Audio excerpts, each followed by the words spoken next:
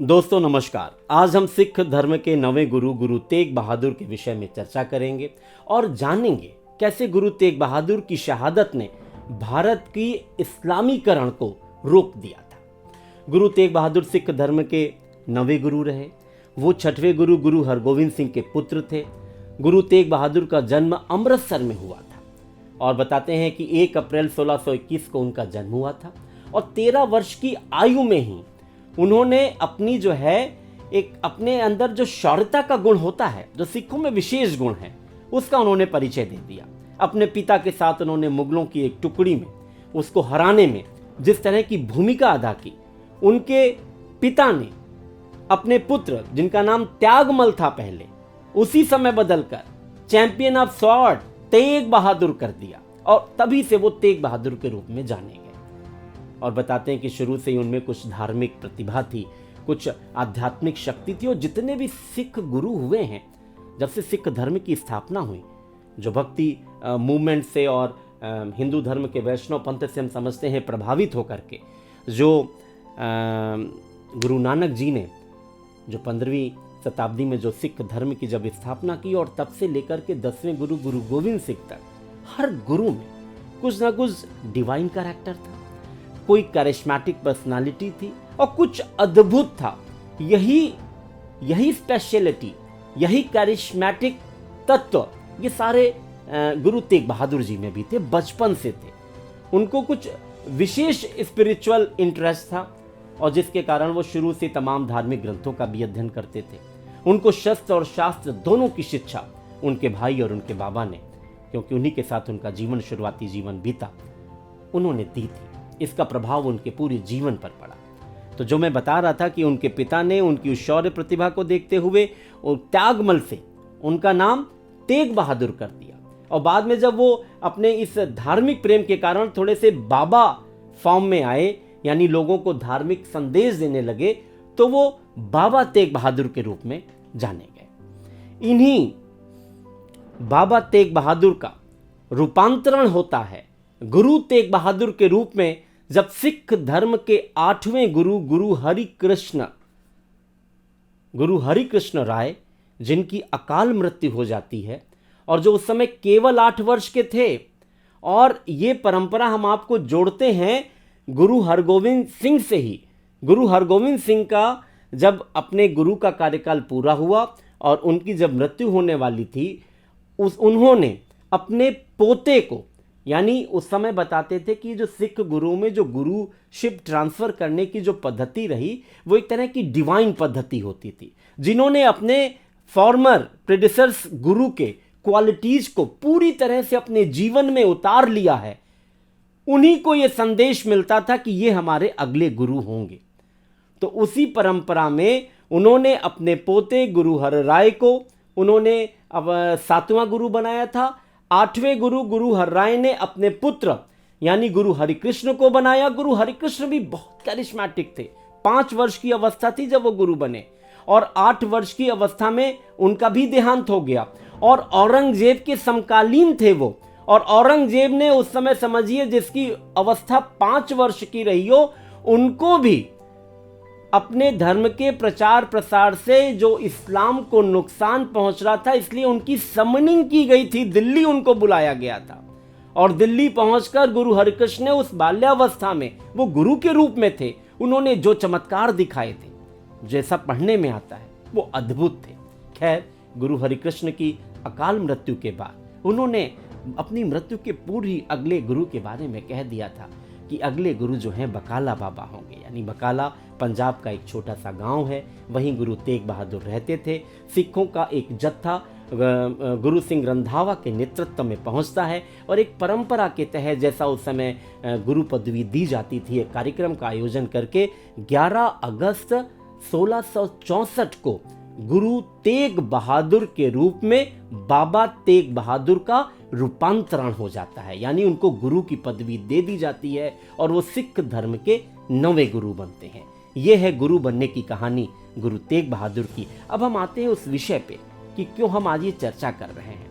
हम आपको जोड़ते हैं इस विषय को कि जब सिख धर्म का उदय हुआ, स्थापना हुई, उदय हुआ, विस्तार हुआ, उस समय जो भारत के हालात थे, भारत का इस्लामीकरण करने की कोशिश तो 7वीं शताब्दी से शुरू हो गई थी।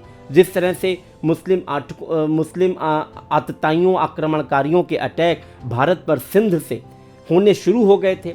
धीरे धीरे उन्होंने यहाँ की जो है राजनीति को समझा, यहाँ के बिखराव को समझा, तमाम तरह के अटैक और बढ़े। हम दिल्ली सल्तनत का पूरा पीरियड देते हैं, किस तरह से अफगानी और तुर्कियों ने मिलकर के पूरे दिल्ली पर उन्होंने अधिकार कर लिया था और धीरे धीरे अन्य प्रांतों में वो फैलने लग गए थे। उसी समय बाबर ने 5 बार अटैक किया। बाबर जहाँ से आता है, जिस तरह से कजाकिस्तान के क्षेत्र से बाबर की एंट्री जब इधर अफगानिस्तान होते हुए जब इंडिया में होती है और वो यहाँ की कूटनीति को समझकर यहाँ पर पूरी तरह से देखता है कि इतनी बड़ी जनसंख्या, इसको रूल करने का मौका मिलेगा, तो बाबर ने 5 बार अटैक किया।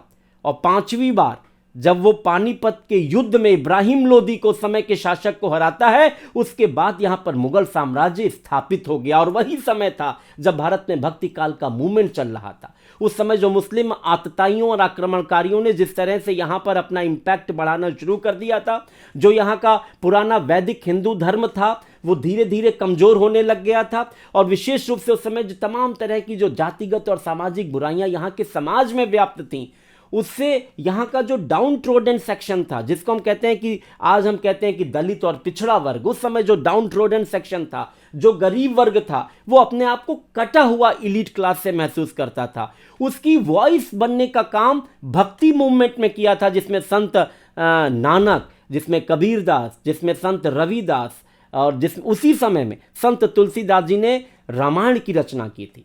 वो भी जहांगीर और अकबर के समकालीन थे संत तुलसीदास। उसी समय रामायण की रचना करके घर घर रामायण पहुंच के पुनः हिंदू धर्म के सिद्धांतों की स्थापना होनी शुरू हो गई थी। तो संत नानक ने उसी समय इस्लाम में जो बुराइयां थीं, जिन बुराइयों के कारण यहाँ के लोग परेशान थे, जो हिंदू धर्म में कमियां थीं, उन सब कमियों को उन्होंने पहचान करके एक ऐसा मानव सेवा का धर्म उन्होंने प्रस्तुत किया था। एक नए पंथ की स्थापना तो गुरु गोविंद सिंह ने खालसा पंथ के रूप में 1689 में की, लेकिन उन्होंने एक नई विचार, नई वाणी को जन्म देना शुरू कर दिया था, जिसे सिख धर्म कहा गया। और उसी परंपरा के 9वें गुरु थे गुरु तेग बहादुर।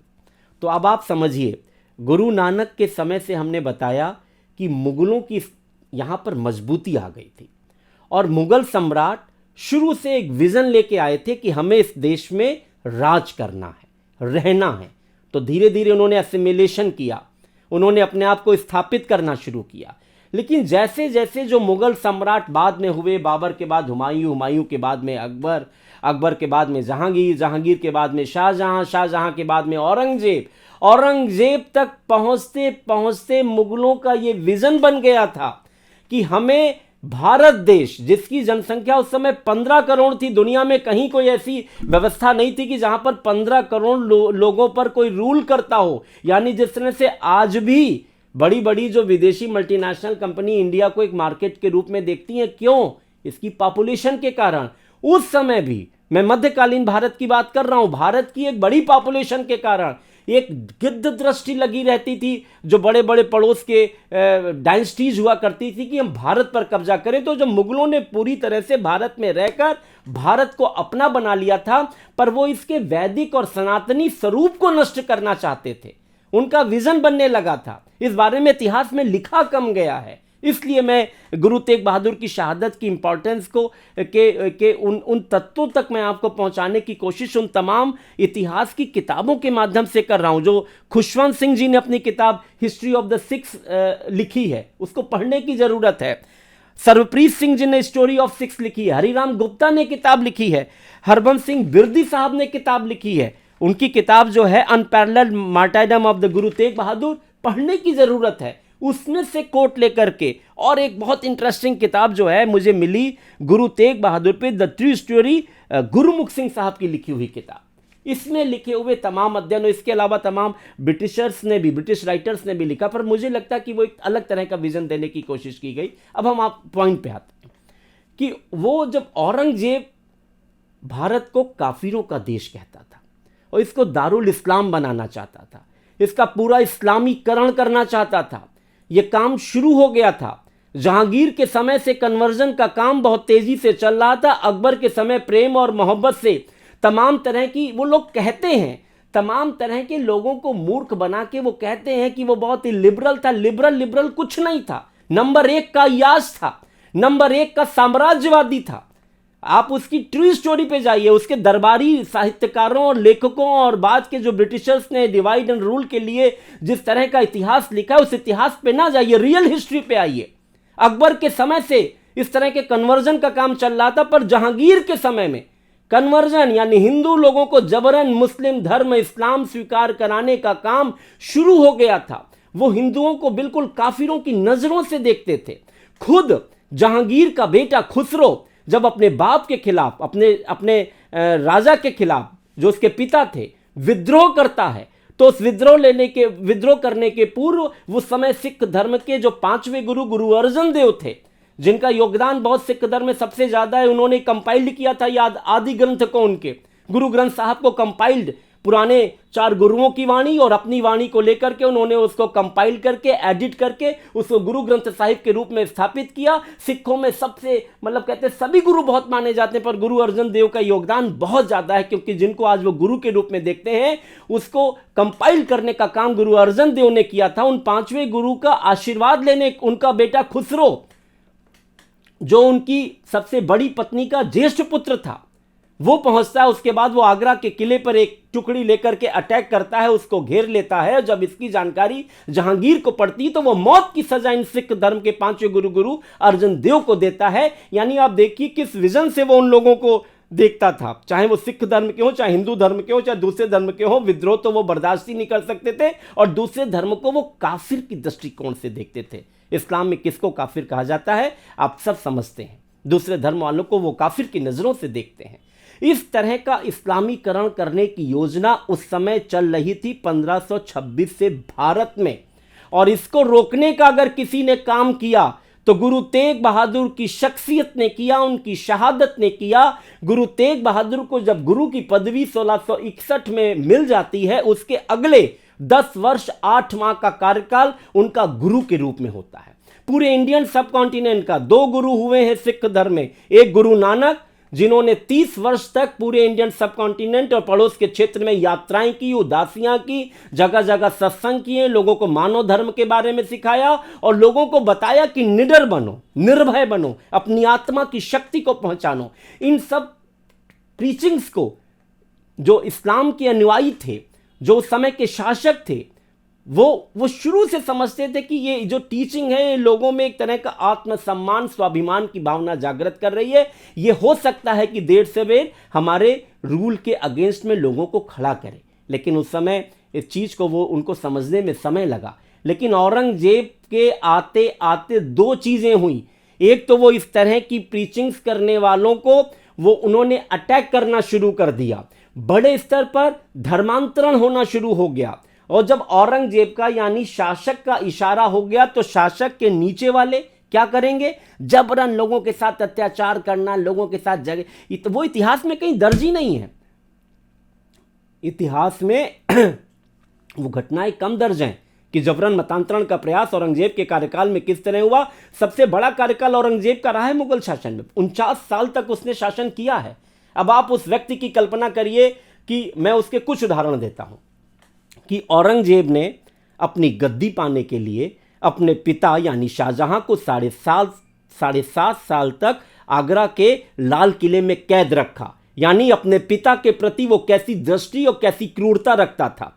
उसने अपनी गद्दी पाने के लिए यानी दिल्ली की गद्दी और आगरा की गद्दी पाने के लिए उसने अपने भाइयों का कत्ल कराया। सिर्फ कत्ल ऐसे नहीं कराया, उसने दारा शिकोह का कत्ल कैसे कराया। दारा शिकोह इन 4 भाइयों में सबसे काबिल आदमी था। शाहजहां उसको अपना उत्तराधिकारी बनाना चाहते थे, ये उसकी नजर में था, तो उसने दारा शिकोह का कत्ल कैसे कराया।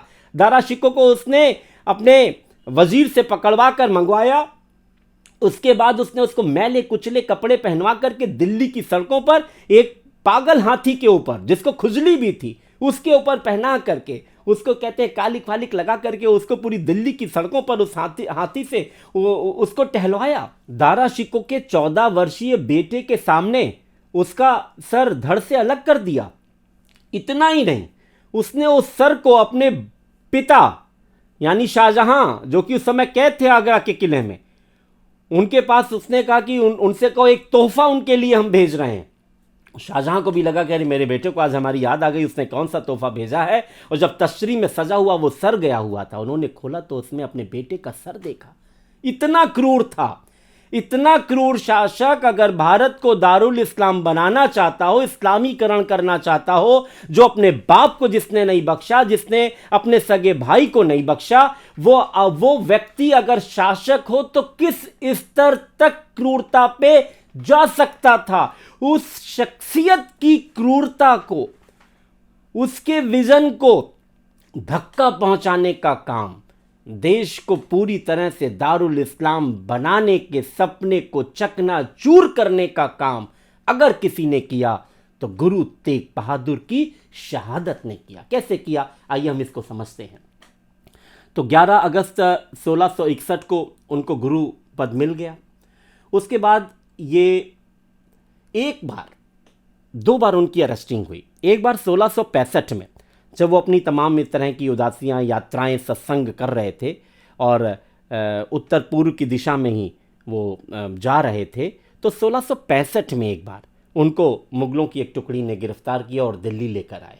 और दिल्ली लेकर जब आए तो उनसे कहा गया कि आपकी जो प्रीचिंग्स हैं, आपके जो सत्संग हैं, ये लोगों को शासन के खिलाफ भड़का रहे हैं, ये गलत हैं, आप सुधर जाइए, आप अपनी इन प्रीचिंग्स को देना बंद करिए। इसके अलावा उनको उस समय औरंगजेब ने अपने लोगों को भेजा उनके पास, जब उनको गिरफ्तार करके लाया गया, कि आप इस्लाम धर्म स्वीकार कर लीजिए अगर आप जिंदा रहना चाहते हैं। ये हम 1665 की बात बता रहे हैं कि उनकी शहादत के 10 वर्ष पहले की, और वो काफी समय तक दिल्ली में कैद रखे जाते हैं। खुद औरंगजेब उनसे वार्तालाप कहता है। औरंगजेब कहता है कि आप ये तिलक और ये जनेऊ पहनने वाले इन लोगों का साथ आप क्यों दे रहे हैं? आपकी जो विचारधारा है वही विचारधारा तो हमारी है। हम भी कहते हैं कि मूर्ति पूजा का विरोध करो, कर्मकांड का विरोध करो। मूर्ति पूजा के हम भी समर्थक नहीं है, कर्मकांड के हम भी समर्थक नहीं, यही चीज़ तो आप कहते हैं। हम और आप तो एक जैसे हैं, तो क्यों नहीं आप इस्लाम धर्म अपना लेते हैं? अगर आप इस्लाम धर्म नहीं भी अपनाते हैं तो आप जो लोगों को ये संदेश दे रहे हैं, ये संदेश धीरा धीरा एक तरह का ये रिबेलियन है, ये लोगों को भड़का रहा है मुगल सत्ता के खिलाफ, इसको आप देना बंद करें। उसने तमाम अपने लोगों को भेजा, अपने उलेमाओं को भेजा। तमाम उस समय ब्राह्मण, हिंदू मनसबदार भी वहाँ पर उसके दरबार में थे। उनसे उसने प्रभावित करवाने की कोशिश की, पर गुरु तेग बहादुर पे किंचित मात्र कोई प्रभाव नहीं आया। बोले हम तो गुरु को जानते हैं, गुरु की शक्ति को जानते हैं, ईश्वर एक है और वही ईश्वर जो है सबको शक्ति देता है। बोले हम तो तुमसे भी कहते हैं कि तुम जो है अपनी इस रूढ़िवादिता को, अपने कट्टरपन को छोड़ो, और तुम्हें अगर भगवान ने, ऊपर वाले ने अगर ये मौका दिया है तो तुम लोगों की खिदमत करो। इस तरह का भी इतिहास इसी तरह की खुशवंत सिंह की बुक में आता है और हरिराम गुप्ता की बुक में ये आता है। ये पूरा उन्होंने पूरा जिक्र किया हुआ है। और खुशवंत सिंह अपनी किताब में लिखते हैं कि बहुत ही लोकप्रिय थे। खुशवंत सिंह की जो बुक है द हिस्ट्री ऑफ सिक्स में, उसमें उन्होंने लिखा है कि गुरु तेग बहादुर बहुत लोकप्रिय थे, पर उनके विरोधी बहुत थे। उनकी हत्या करने की भी कोशिश उनके विरोधियों ने की थी, गुरु तेग बहादुर की। और गुरु तेग बहादुर के विरोधी जो थे वो औरंगजेब के दरबार में जगह पाए हुए थे। उन्होंने बड़ी प्लानिंग की थी, तभी 1665 में इनको पकड़ पाया गया था गुरु तेग बहादुर को। इन्हीं के गुरु तेग बहादुर के जो विरोधी उन्हीं के कम्युनिटी के भी थे, और जो दूसरे ब्राह्मण वर्ग के थे, उन लोगों ने औरंगजेब के कान भर के इनको पकड़वाने का काम किया। ऐसा खुशवंत सिंह की किताब में जिक्र आता है। सरप्रीत सिंह की स्टोरी ऑफ सिक्स में भी ये जिक्र आता है। लेकिन वो बताते हैं कि वो बराबर बाबा, पहले तो वो बाबा तेग बहादुर के रूप में उन्होंने 20 साल तक उन्होंने बहुत भ्रमण किया, साधना की। उसके बाद जब वो गुरु बन गए तो गुरु तेग बहादुर के रूप में उन्होंने बहुत यात्राएं की। उन्होंने पूरब की तरफ यात्राएं शुरू की, उत्तर प्रदेश की तमाम जगहों पर वो आए थे। इलाहाबाद, प्रयागराज से होते हुए वो बिहार के पटना होते हुए फिर बाद में वो ढाका चले गए थे। बताते हैं कि पटना में उनकी पत्नी वहीं पर रुक गई थी और वहीं पर गुरु गोविंद सिंह का जन्म भी हुआ था। और हम जानते हैं कि अकाल वो जो इनके जो प्रमुख 5 तख्त हैं उसमें एक पटना साहिब एक तख्त सबसे महत्वपूर्ण है, जहाँ गुरु गोविंद सिंह का जन्म हुआ था। खैर, इसी संगत में आनंदपुर साहिब में जब 1675 में, ये मई की बात है, जब एक सत्संग में बैठे हुए थे गुरु तेग बहादुर जी, उसी समय कश्मीरी पंडितों का एक जत्था आता है। कश्मीरी पंडितों के जत्थे का नेतृत्व कृपाराम कर रहे थे, कृपाराम। और उन कृपाराम के साथ जो कश्मीरी पंडित आए, बोले हमारे कश्मीर में जो हमारा जो वहाँ का जो वजीर है, जो उसकी इतना जालिम था कि वो जालिम खां के नाम से, इफ्तिकार खां शायद उसका नाम था, पर उसको जालिम खां के नाम से ही लोग उस समय जानते थे। कहते उसकी खुली थ्रेटनिंग है कि या तो आप इस्लाम धर्म कबूल कर लें, जितने ये जनेऊ पहनने वाले, तिलक लगाने वाले जितने कश्मीरी पंडित हैं, इस्लाम धर्म स्वीकार कर लें, वरना सबके सर धड़ से अलग कर दिए जाएंगे, कत्लेआम कर दिया जाएगा। उनका ही नहीं, उनके पूरे परिवार का कत्लेआम कर दिया जाएगा। इस तरह की थ्रेटनिंग के उदाहरण हैं जो इतिहास की किताबों में मिलते हैं। आप कल्पना करिए कि उस समय कितने मास लेवल पर धर्मांतरण हो रहा होगा। इसका जिक्र किसी इतिहास की किताबों में कम मिलता है। हम लोगों ने इतिहास पढ़े, इतिहास के छात्र रहे, पर कभी अब हमने जब ये किताब गुरु तेग बहादुर पे मैंने सोचा आपसे चर्चा करें, तो हमने इन कुछ किताबों का जब हमने अध्ययन किया तो मुझे लगा वो रियलिटी पता चली। पर ये रियलिटी ना एनसीईआरटी की बुक्स में मुझे मिली किसी भी समय में पढ़ने में, ये रियलिटी मुझे तमाम इतिहासकारों की भी किताबों में नहीं मिली जो पाठ्यक्रम में पढ़ाए जाते हैं, कि इस लेवल पर धर्मांतरण चल रहा था। औरंगजेब का ये विजन था कि इसका पूरा इस्लामीकरण कर दिया जाए। तो गुरु तेग बहादुर उन कश्मीरी पंडितों से कहते हैं कि औरंगजेब तक तुम ये संदेशा पहुंचा दो कि अगर गुरु तेग बहादुर को तुम इस्लाम धर्म स्वीकार कर लो तो हम सब इस्लाम धर्म स्वीकार कर लेंगे। एक मैसेज था। ये मैसेज सिर्फ कश्मीर पंडितों के लिए नहीं था, जिन पे अटैक था मुगल डायनेस्टी का, एक फोर्स था। या तो था कि साम दाम दंड भेद, या तो प्यार मोहब्बत से आप इस्लाम कबूल कर लें, क्योंकि वो कुरान के आधार पर अपना शासन चलाता था। असली इस्लामी शासन चलाने का काम अगर किसी ने किया है तो वो औरंगजेब ने किया था। पर वो भारत के लोगों को कष्ट देके ये काम कर रहा था। उसने भारत के लोगों पे जजिया लगाया। जो पहले जजिया कर लगता था, वो जजिया लगाने का दोबारा काम औरंगजेब ने किया। जितने मुगल सम्राट हुए, जहांगीर भी बहुत क्रूएल था, शाहजहां तो अय्याश था, अय्याश तो सभी थे। औरंगजेब का भी तो मैं इतिहास अगर उस दृष्टि से बताना शुरू करूंगा तो कभी मैं अगले एपिसोड में औरंगजेब के बारे में मैं आपको बताऊंगा। सब इन मुगल शासक जितने थे, इन सब के मैं सारे इतिहासों को मैं खोल के उन्हीं किताब के आधार, एविडेंस के आधार पर रखूंगा। और हमें बड़ा कष्ट हुआ, मैंने खुद हिस्ट्री का स्टूडेंट रहा, कि मुझे ये इतिहास मुझे अपने पाठ्यक्रमों में पढ़ने को नहीं मिला जो मौजूद है। चाहे उस समय तमाम ब्रिटिश लेखक हों, तमाम इटावली यात्री भी उस समय यहाँ पर आए हुए थे, उन्होंने भी जिक्र किया, पर उनकी किताबों को बहुत इंपॉर्टेंस नहीं मिली। अब है ये सब लोगों को पढ़नी चाहिए, देखनी चाहिए। तो गुरु तेग बहादुर का ये संदेश औरंगजेब तक पहुँचता है। ये संदेश केवल कश्मीरी पंडितों के लिए नहीं था, हर उस हिंदुस्तान की आवाम के लिए था जो कि त्रस्त था इन मुगलों से।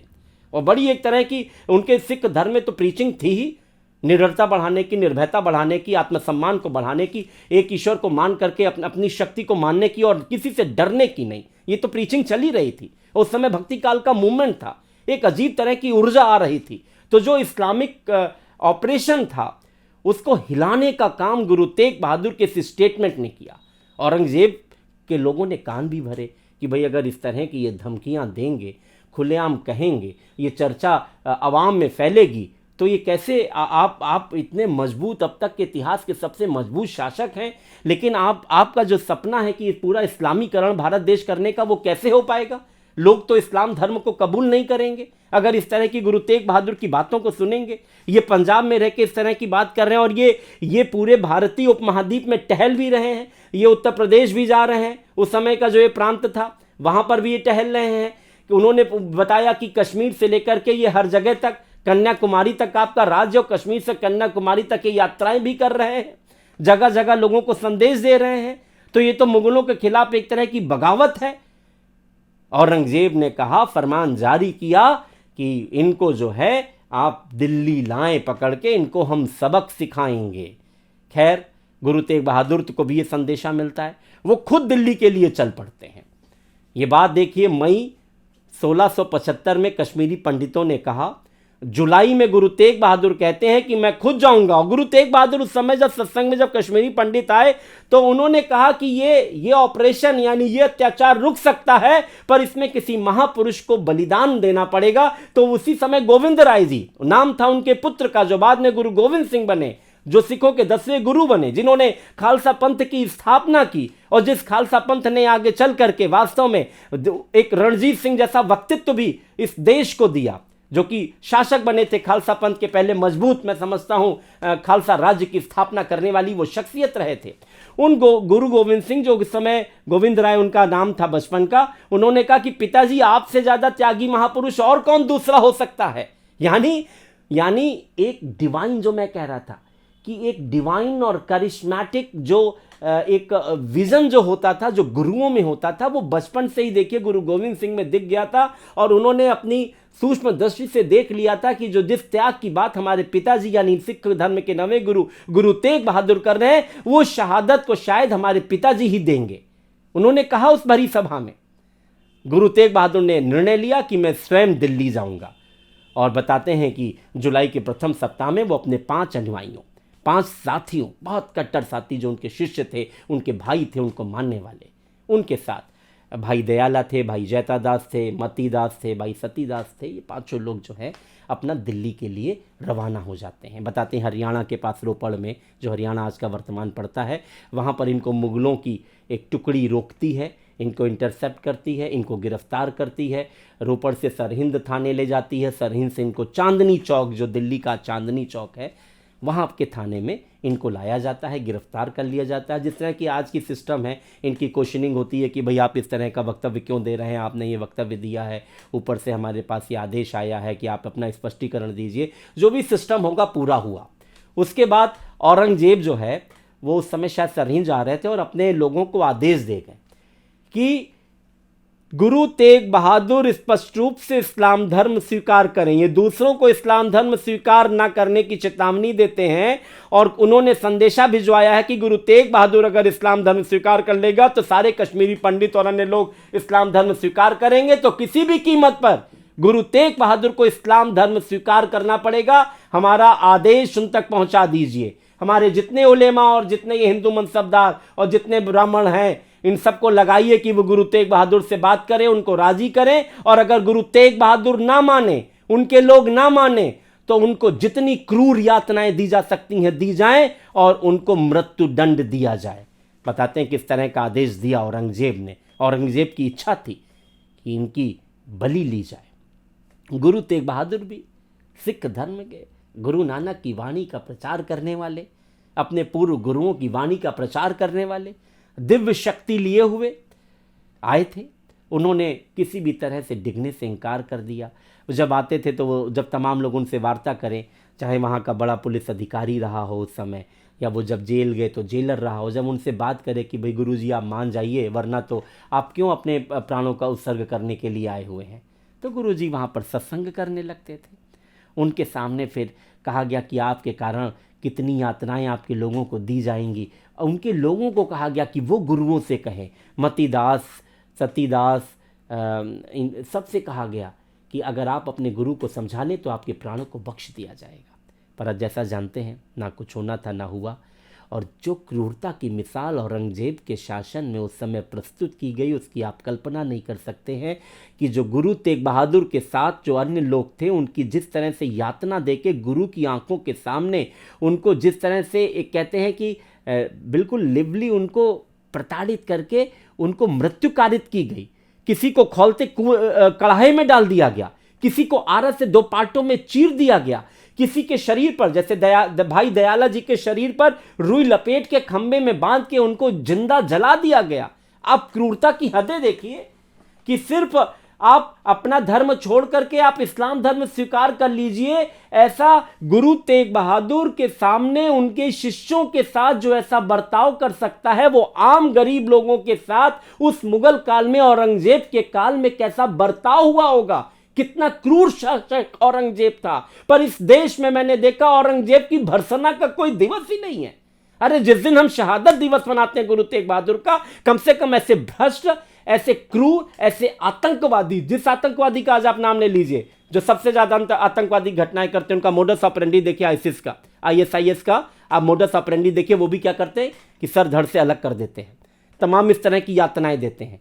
वो यातनाएं भी कम पड़ जाएंगी जो औरंगजेब ने भारतीयों को दी, भारत के गुरुओं को दी, हिंदू धर्म मानने वालों को दी, सिख धर्म मानने वालों को दी। सिख धर्म का तो पूरा इतिहास है अत्याचार सहने का, त्याग करने का। गुरु अर्जन देव को जो है मृत्युदंड दिया जहांगीर ने, उसके बाद ये पूरी परंपरा चलती आई। गुरु हरिकृष्ण को तो उसने कॉली कर लिया था, जो 5 साल के बालक को, जो उस समय गुरु की पदवी धारण किए थे और जो 8 वर्ष की उम्र में यहाँ पर दिल्ली पर आ गए थे और यहाँ पर उनको चेचक हो गया, औरंगजेब के समनी के कारण उनको यहाँ पर आना पड़ा और वो लोगों की सेवा में जुट गए। और वहां पर कुछ लोगों ने कहा कि आप चमत्कार दिखाइए, तो ये बात इनके गुरु तेग बहादुर सिंह के साथ भी हुई। जेलर ने कहा, जिस जेल में वो बंद थे 4 महीने तक वो रहे, कैद में रहे, तो जेलर ने कहा कि या तो आपको ऐसा चमत्कार दिखाइए कि औरंगजेब मान जाए कि आप एक बहुत बड़ी शख्सियत है। तो गुरु तेग बहादुर ने कहा चमत्कार दिखाना हमारा काम नहीं है। बताते हैं कि गुरु नानक ने बहुत से उनको चमत्कारिक शक्तियां प्राप्त थी, हर गुरु को शक्तियां प्राप्त थी। गुरु हरकृष्ण ने तो जब मैं बात कर रहा था कि चमत्कार दिखाने की बात थी, उन्होंने एक गूंगे बालक को उन्होंने ऐसी शक्ति दे दी हाथ रख करके कि उसने पूरी श्रीमद् भगवद गीता का पाठ सुना दिया था। ऐसे उदाहरण हैं, मिलते हैं इन्हीं किताबों में। ये जो इन्होंने Guru Tegh Bahadur the true story गुरुमुख सिंह साहब ने लिखी है, इसमें ये गुरु हरकृष्ण राय के बारे में वर्णन मिलता है। तो खैर, इन 3 लोगों की जिस तरह से जघन्य हत्या मुगल शासक ने करवाई, उसके बाद बताते हैं कि जलालुद्दीन नाम का जो जल्लाद था, उसने चांदनी चौक में हजारों लोगों के सामने एक उदाहरण प्रस्तुत करने के लिए कि लोग डर जाएं जो मुगल शासन के खिलाफ, औरंगजेब के खिलाफ बोलते हैं, गुरु तेग बहादुर का सर कलम कर दिया गया। ये बात जो तारीख है उस हिसाब से ये 24 नवंबर 1675 की बात है, उनकी शहादत हुई। पर उनकी शहादत का दिन है, ऐसी शख्सियत थे कि जंगल में आग की तरह पूरी देश में ये बात फैली और शायद वही रीजन बना। उसने लोगों को, जब गुरु के इस उत्सर्ग ने मुगल डायनेस्टी की चूलें हिला दी, लोगों में इस तरह का एक भाव आ गया, लोगों का डर खत्म हो गया कि हमारे गुरु, ये नहीं कि लोग डर गए, गुरु की शहादत ने मुगल डायनेस्टी की चूलें हिला दी। औरंगजेब का जो सपना था इस देश के इस्लामीकरण का, उनकी शहादत ने औरंगजेब के सपने को चकनाचूर कर दिया। जगह जगह बताते हैं कि मुगलों के खिलाफ उसके बाद विद्रोह होना शुरू हो गए। लोगों ने अपनी बातें खुल के रखनी शुरू कर दी।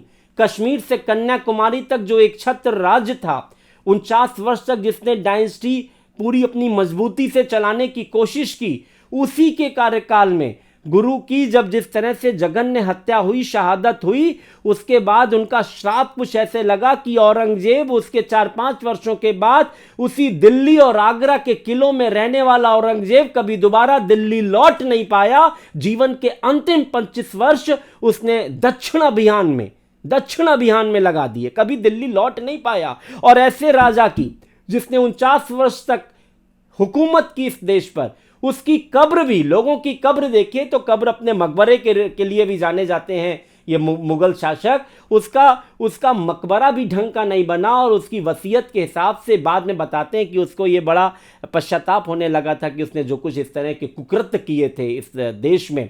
और ये तो देश की धरती है कि लोगों को जो पाप करते हैं उनका पाप यहीं पर निकलता भी है। औरंगजेब के बताते हैं बाद में बीमार भी पड़ा, अय्याश भी वो नंबर 1 का था, जगह जगह जाता था। और खैर साउथ में जब उसका एक्सपीडिशन हुआ वो भी बाद में पूरी तरह से सक्सेसफुल नहीं रहा, फेल्योर रहा। उसकी कब्र भी कहाँ बनी? दिल्ली और आगरा में नहीं बनी, उसकी कब्र बनी औरंगाबाद में, महाराष्ट्र में। उसका भी एक इतिहासकार अलग से लिखते हैं, कहीं इसका कोई जिक्र नहीं है। बताते हैं कि उसने जो उसकी विल थी, विल में तो कहीं नहीं लिखा कि हमारे गुरु की कब्र के पास हमें दफनाया जाए।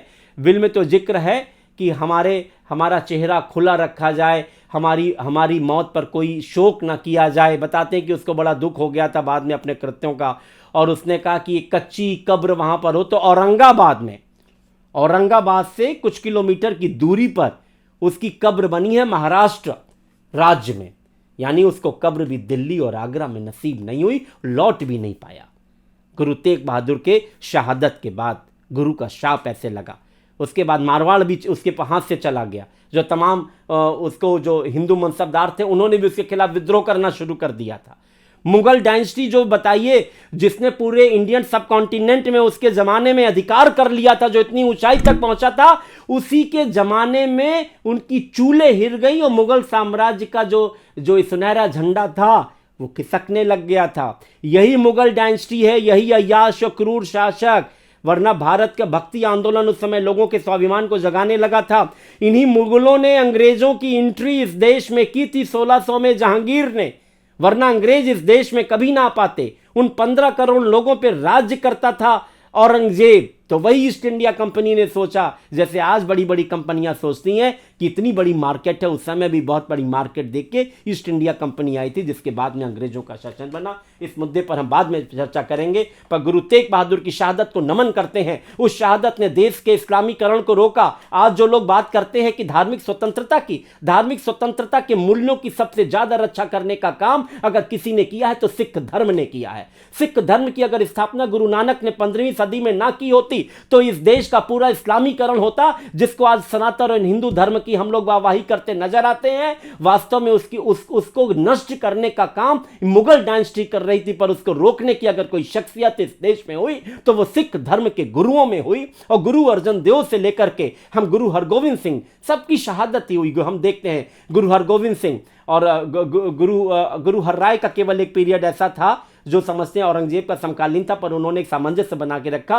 गुरु हरिकृष्ण की भी जान इसी औरंगजेब के कारण गई, और गुरु तेग बहादुर की जान गई, और गुरु गोविंद सिंह की शहादत को कहना क्या। उनके तो 4 बेटों को किस तरह से आपने देखा हम बताएंगे, किसको अगले वीडियो में बताएंगे हम गुरु गोविंद सिंह के बारे में, उनकी शहादत के बारे में, उनके बेटों के उनके सामने किस तरह से शहादत हुई इसी क्रूर मुगल शासन से लड़ते हुए। और उस समय मराठों का और सिख धर्म का जिस तरह से ये लोग अपने अपने क्षेत्रों में जो काम कर रहे थे, इसी ने भारत के लोगों में वो स्वाभिमान भरा कि फिर हम अंग्रेजों से भी लड़े और देश आजाद हुआ। पर इसकी जड़ें पड़ गई थी कब? 15वीं सदी के समय से ही, जब सिख धर्म स्थापित हुआ, भक्ति आंदोलन शुरू हुआ।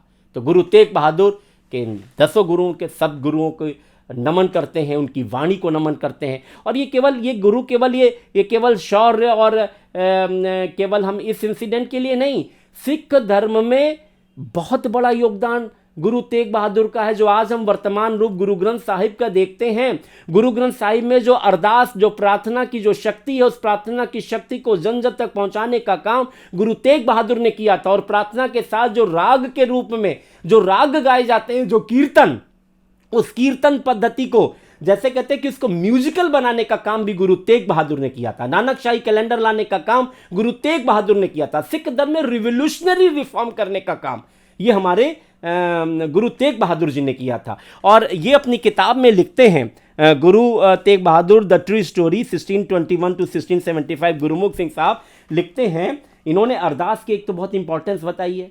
ये ग्लोबल फिनोमिना जो सिख धर्म में बना, आप कहीं भी जाइए पूरी दुनिया में 2.5 करोड़ के आसपास करीब सिख होंगे। यहाँ भारत में रहते हैं, कनाडा में रहते हैं, बल्कि दुनिया के हर मुल्क में आपको सरदार जरूर मिल जाएंगे, सिख धर्म के लोग जरूर मिल जाएंगे। उनको नमन करते हैं, उनके विजन को नमन करते हैं।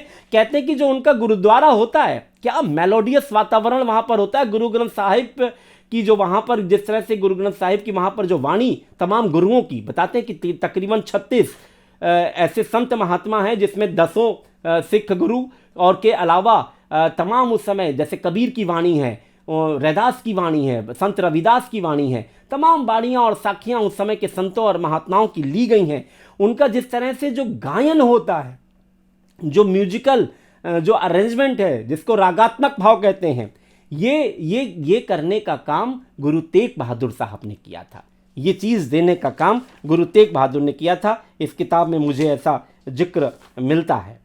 तो खैर, गुरु तेग बहादुर का योगदान सिर्फ सिख धर्म के लिए नहीं है, बल्कि पूरा का पूरा हिंदू धर्म उनका ऋणी रहेगा हमेशा, कि उन्होंने इस भारत के सनातनी स्वरूप को बनाए रखने का में जिन महान शख्सियतों का योगदान आता है, उसमें गुरु तेग बहादुर का नाम सबसे ऊपर है। उनकी शहादत को नमन करते हैं।